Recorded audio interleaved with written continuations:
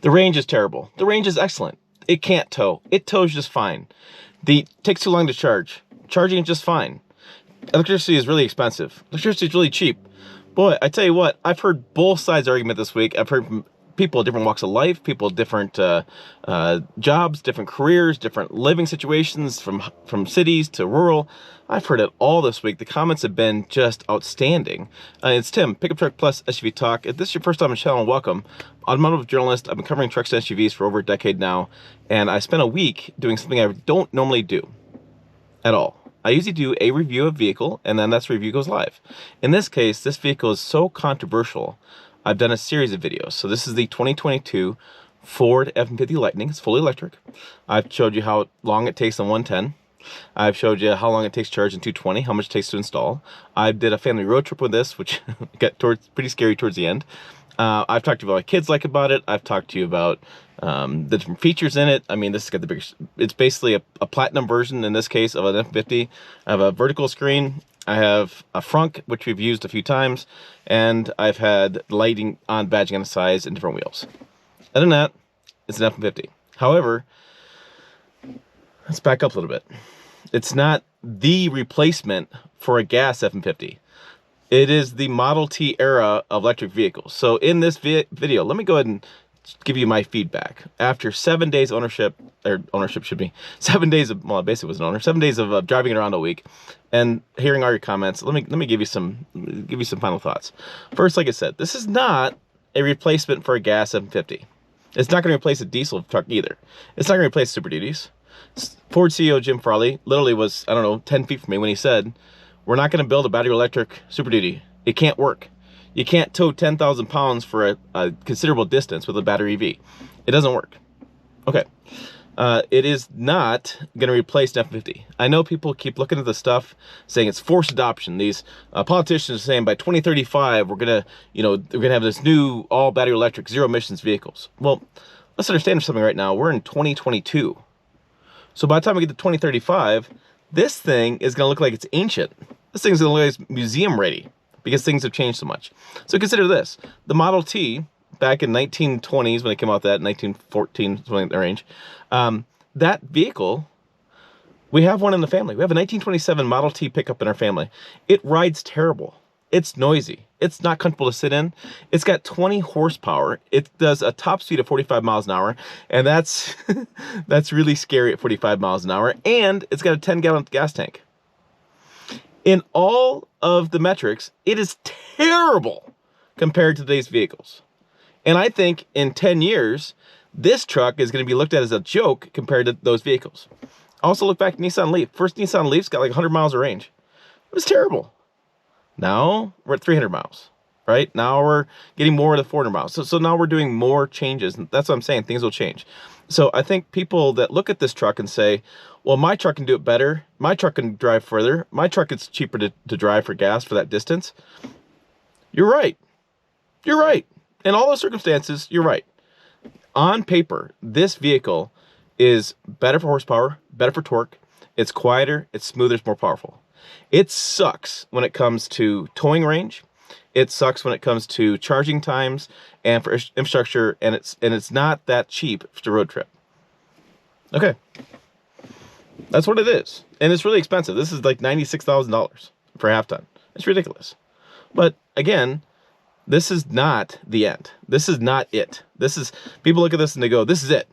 It's like when the Bronco came out, the first Bronco versus Bronco Sport. People look at the little Bronco Sport and like, oh, there's the Bronco. That looks terrible. Why'd they make it not a big body on frame? We're like, well, hold on, guys. Hold on. The Bronco came out and people are like, oh, that's the Bronco. Same thing is going to happen here. We're going to look at this and go, oh, well, gee, it just doesn't work for me. That's fine. This is not an EV for everyone situation. You don't have to buy one today. What California and other states are saying, and governments across the country, I looked at Wikipedia, and you see the charts like this long of countries and cities and states that saying, you know, they want to ban gas engines. Well, look, they're looking at this stuff like saying, so 13 years from now, we're hoping to have a goal to have more zero emissions from our vehicles. And we're going to exclude medium duty and heavy duty trucks because we know they can't do it because of the battery range problems. Those vehicles are probably going to go hydrogen. And we're still probably 20 years out from making hydrogen actually feasible in the rest of the country. That's what we're saying. You will, like I said, this truck will not replace an F-150 gas. It's not going to do it. But that's okay, because this customer is not your traditional truck customer. It's not the same kind of person. This person's looking at this purchase going, hey, look, I got cool technology. I got really smooth ride. I got almost free electricity, especially if I do solar panels that I've paid for and I plan it all out, right? So solar panels are expensive, but if you plan for solar panels plus the charging, you put all the thing together in a master plan looking 10 years down the road, then you're like, hey, you know, I could have free gas. I like it because it's really fast. Do you know how many Tesla owners I know that don't care about the environment? They just want something that's fast. Well, Teslas are fast. I've driven them. They're really quick. People like that aspect of it. So again, those customer needs, and that customer is not going to be the same customer who's buying a gas F-150. I see them as apples and oranges comparisons. I don't see this versus the gas F-150 as being the same. I don't see it as option. I can see maybe the hybrid power boost versus this. Those would be the two kind of things you can talk about. But this on its own versus gas, not going to happen. It's not the same. It's not the same customer. It's not the same vehicle. It's not the same capability. It's not even close to the same at all. So that's, I think, the biggest point of view on this is, let's take a breath, slow the anger down a little bit, stop blaming and putting fingers at everybody. Let's just say this is an alternative vehicle choice for those people that fits their lifestyle. For me, I look at this and I think to myself, it's kind of an SUV with a bed, right? Because it does carry people really well. It carries cargo really well. The frunk actually works. We've used it for luggage and stuff. It's convenient, right? Carries that really well. You can tow like an SUV can tow, but you can't tow a massive trailer 5 states away and have a good towing experience. This can't do that either. This can tow a trailer across town. It can tow an hour out of town, right? So, you know, if I'm in Denver, and I'm not, but if I lived in Denver and I wanted to go camping up in Loveland, an hour away, this could do it. No problem, right? Get there, plug in. I mean, it has enough range for towing for that needs. If I'm in Denver and I want to go to Grand Junction and I want to tow my 5th wheel camper to Grand Junction, not happening. If I'm in Denver and I want to drive a pop-up camper out to Nevada and be there by 5 o'clock and I'm going to leave at 4 o'clock in the morning to get there, not happening. This isn't that vehicle. But I also don't think that customer is this customer, right? This customer is looking at it like I would. Like, so for my needs around town, we just switched to tent camping again because we had some camper situations. So we can tent camp with this. I can get a boat and haul across town via a lake about, I don't know, 25 minutes away. I go to Home Depot to carry wood. I carry 10-foot sticks of ENT to put the wiring through. Truck works fine for that. I need to get a lot more rock on the side of this yard. I can run to the rock yard about 1.5 miles away, get rock, come back, put the rock down. Cool. That makes sense. So in those circumstances, this vehicle, it works, right? Is it a big burly sounding truck with loud emissions or loud exhaust, and it can drive 500 miles on my tank of gas and get, you know, my full tank, get, you know, 125 bucks fill up? No, it's not that vehicle at all. So it's just about managing expectations, managing what this actually is. Now, I've also heard many times in the comments people saying, well, yeah, if you drive, this vehicle's got 300 miles of range. If you drive 300 miles, you got to stop and charge for 13 to 14 hours. It's just not true. It's just not true. DC fast charging, like we showed you in the road trip video, you stop and charge for 20, 30 minutes. You're not going in this vehicle. You're not driving from empty to full or full to empty. Either way, you're not doing that. Yeah, full to empty. This is not the point of that vehicle. You can't treat this as a gas vehicle. In my mind, this driving experience is so different than a gas vehicle. It's not even on the same golf course, the same part, same realm of thinking here. Is that when I drove this vehicle, I had to drive differently. I had to think about things differently. I had to plan my trip to say, okay, drove down to Fort Morgan. I was going to stop at the Walmart and charge up. That was okay for me because I have to stop anyways in that trip to eat lunch. We always do. So I just changed the place I was going to eat lunch at. On the way back, we had to stop and charge because we need more range to come back. Now, that was lunchtime again, so we stopped for lunch. Right? Now, the charging stations kind of dictated where we had lunch at, which is the time and place right now today. And as we have more charging stations for road trip only, I'm going to say charging stations road trip only. As we get more charging stations for road trip only, then we can start doing more choices and we're going to eat. But it's a different driving experience. Now, I said DC fast charging for road trips only, and that's what I agree. I mean, that's you're not going to go to charger and charge up. I think people have this idea that they're going to treat this like they would a gas F-150. So like if this tank was empty, I'm going to drive over across town, sit and charge for 2 hours at a DC fast charger and drive home. That doesn't work. That's not how this vehicle works. It's just not understanding what an EV does. I need to be here at home charging overnight. This is the cheapest way I can charge this vehicle and the way I maximize its usage. So I can't think to myself, man, I got to sit for 2 hours charging station. Nobody does that. Nobody does that. People get there, they charge up what they need to the next stop. So you're not looking at the race to be there. You're not in that road trip video. I talked a lot about this.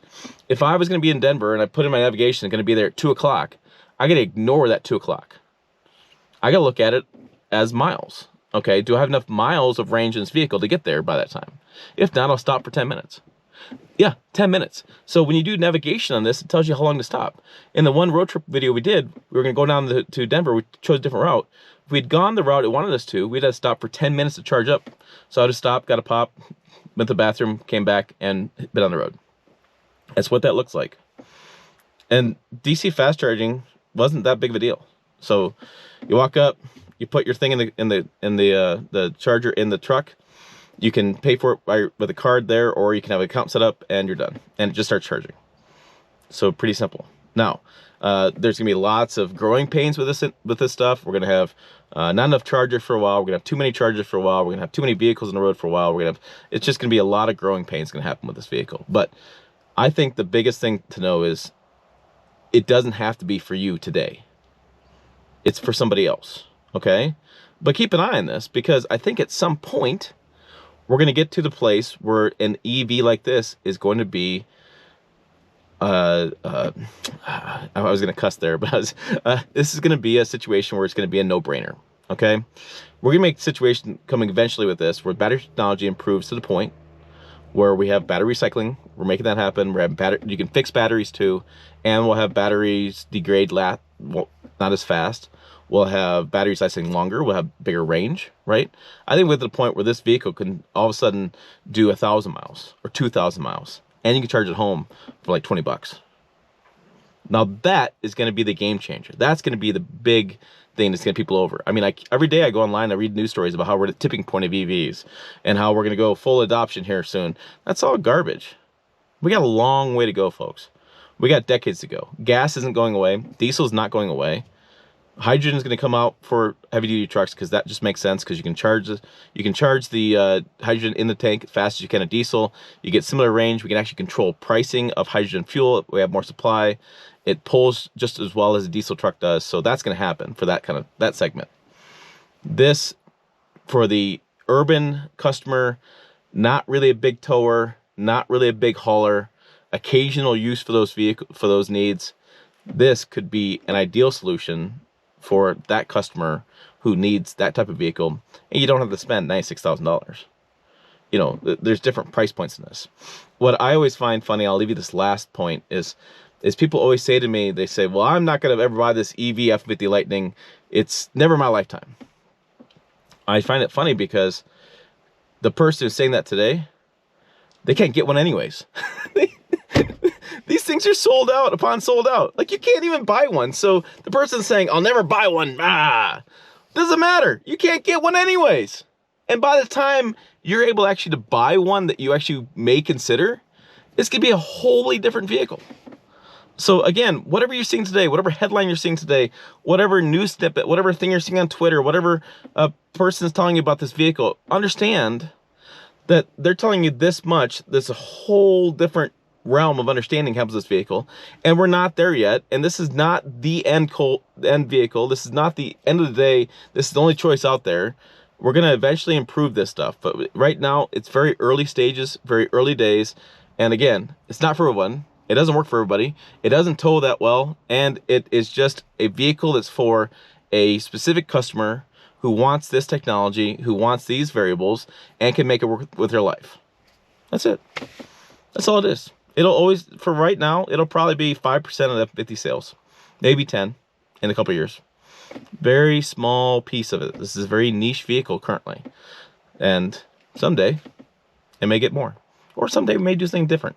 Someday we may have diesel hybrids. Someday we may have hydrogen fuel cell trucks. Someday we may have this thing running on Dawn dish soap. I don't know. It's what happens in the future. So there's my final thoughts on it. Smooth, quiet, comfortable, powerful, fantastic vehicle. Doesn't do great on some truck things. Does good on a lot of other things. A lot of controversy. Not a lot of understanding of the whole picture of things. And lots of misinformation. That's what I have for you today. So check out more videos over here. I have a whole slew of videos on this thing. PickupTruckTalk.com is the website. As always, thanks for watching. I will see you down the road.